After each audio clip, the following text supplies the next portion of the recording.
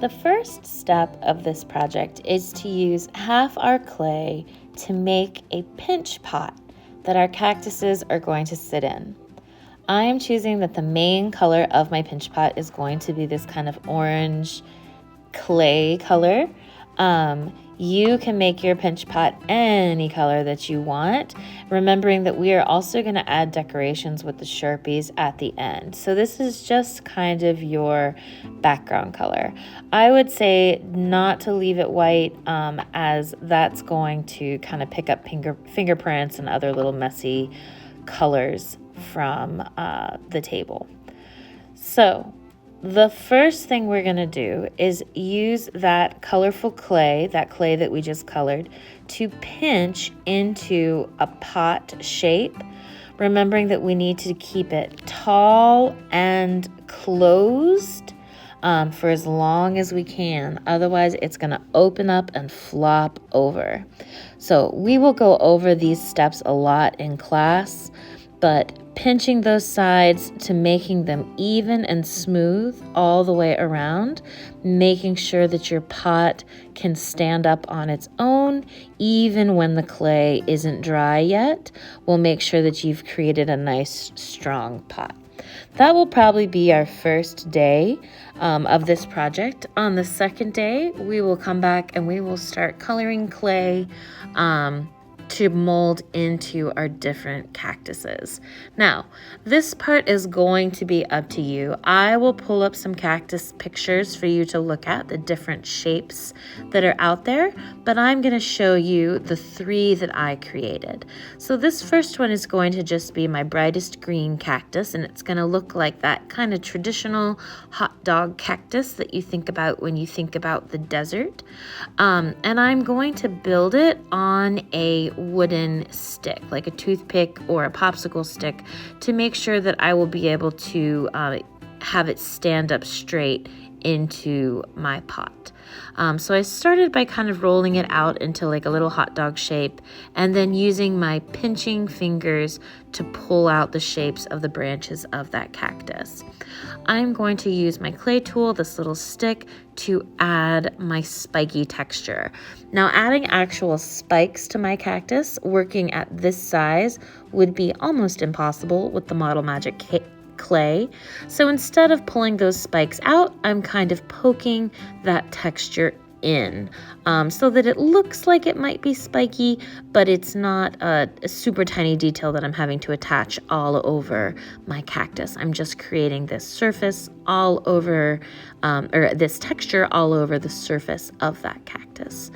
And once that's done, I can set that one to dry. Now, I still have 2 balls of clay left, so I'm going to make 2 other kinds of cactuses, adjusting their colors as I go. So this one started as green. I'm going to add a little bit more yellow into it to make kind of a yellowy lime green for this next cactus that I'm going to make. Changing that color a little bit is just going to give my little pot of cactus more visual interest rather than having everything just be the same solid green. It gives it, you know, a little bit different. Different plants grow in different colors. This one is probably my easiest. I roll my cactus into a ball and then just poke down into the middle and start creating those textured lines that come down around the side. This is a cactus that looks kind of like a brain, and grows in a circle with one little flower at the top. So I'm going to make those lines and add those textures, working in tiny, tiny details. Since we're working in miniature, this is definitely a process that's going to take a little while and a little attention to detail. That extra little piece, I'm going to change its color to make my tiny bud of a flower at the top. Now, after I finish that one, I'm going to move on to my last cactus. And this last cactus is also a way that you could sculpt a rose or a flower out of clay, just kind of depending on the color that you use. And we might practice this technique a couple times. So I'm going to turn this clay a little bit more blue, making sure to keep my fingertips clean. I got a lot of purple on my fingertips before, and that would definitely mix and mesh into the other clay that I was using if I didn't clean it off. So I try this a couple different ways. I kind of make this weird little crown shape and try to roll it up, but I don't really like how that ends up looking. I pinch out petals and try it in different ways, and then to see if I can get it to work. But the problem is that I can't get my petals close enough together to really get it to roll into this rose shape that I'm trying to achieve. So I finally settle on this last technique, and it's the one that I think we should all kind of use. So I'm actually making all of my petals separately by rolling them into teeny tiny little balls. It's going to look like a big creepy row of blue teeth. I'm going to just roll these tiny little balls and line them up in a nice little line. Once they are all lined up, I'm going to press them down just a little, not so much that they stick to the table, but a little bit so they stick to each other.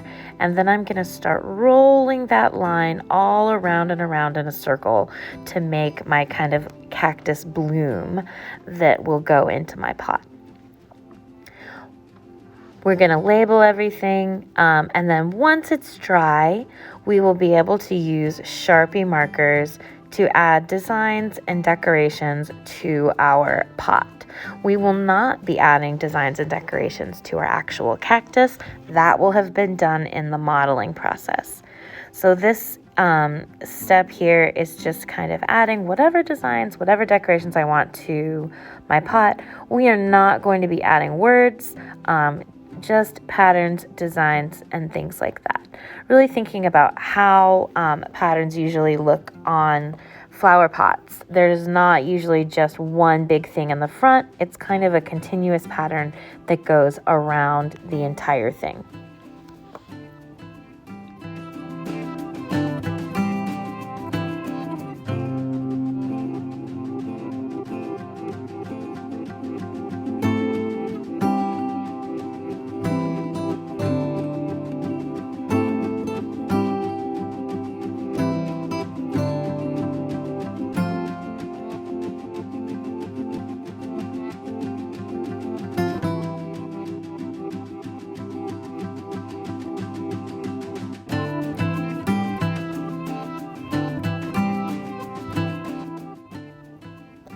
Once our pot is done, we are going to add our dirt, and our dirt is just kind of a balled up piece of brown paper.